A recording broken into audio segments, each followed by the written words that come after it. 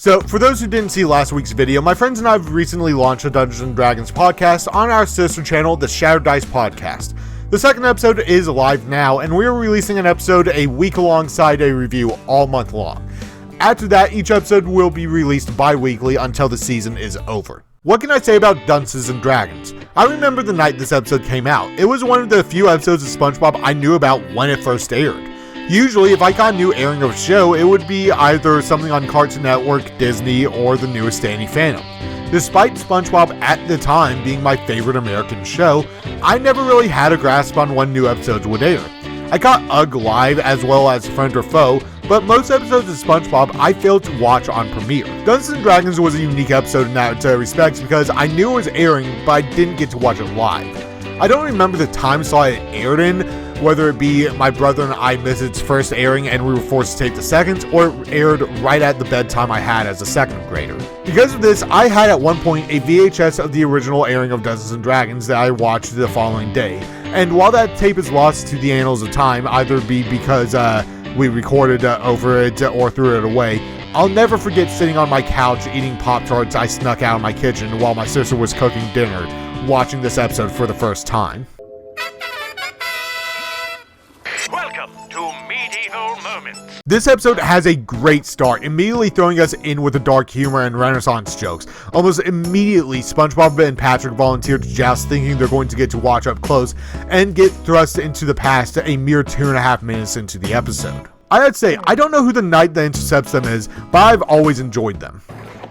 Arrest these traitors for committing the act of witchcraft! Salutations, fellow knights. Silence, heathen! We're quickly introduced to Squidly, the king's ex-court jester. That I told one bad joke and the king had a stroke. Now I hang from ye old rafter. You know, charisma isn't the bard's dump stat. Usually it's wisdom.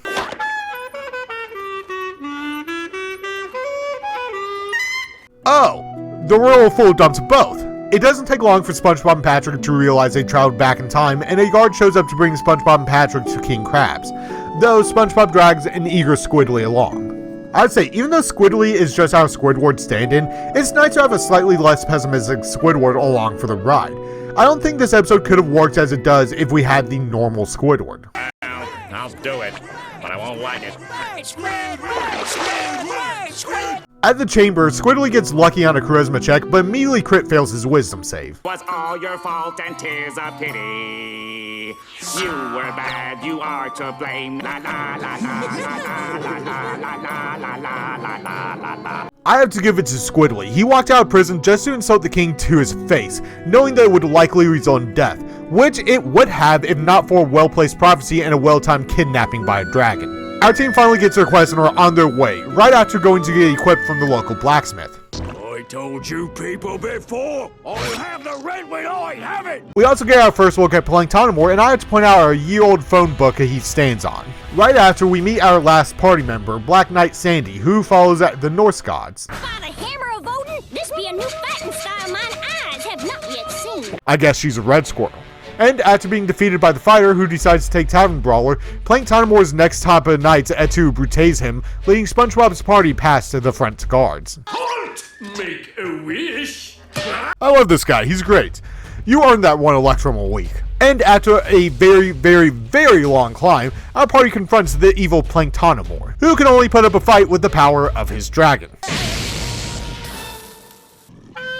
There once was a dragon so handsome and smart.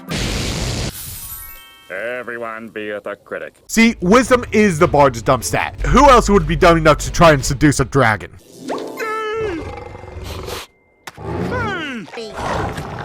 Apparently the fighter. Yeah, the ending of the dragon flipping side due to the lustful taste of the Krabby Patty is pretty funny and fitting for SpongeBob. And if you've ever played D&D, you know Wild Ball solutions are always the most fun endings.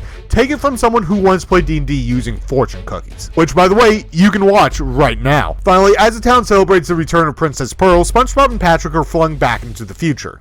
That was some dream, huh, Patrick? Try telling that to Squidly. Something I haven't talked about yet, but want to highlight are Squidly's songs. They all sung really well, from his introduction tune for himself and the dragon, to the limerick for the dragon and ending song. though my favorite has always been that middle song to the king. You were bad, you are to blame. Now hang your kingly head in shame. This is a fantastic episode that's funny the entire way through, and it's one of the episodes where I think every joke lands, and it gets better with every rewatch. If you somehow haven't seen it, go find it. If you enjoyed this video, like, comment, and subscribe, and I will be back next week to talk about another show and another much more chaotic campaign.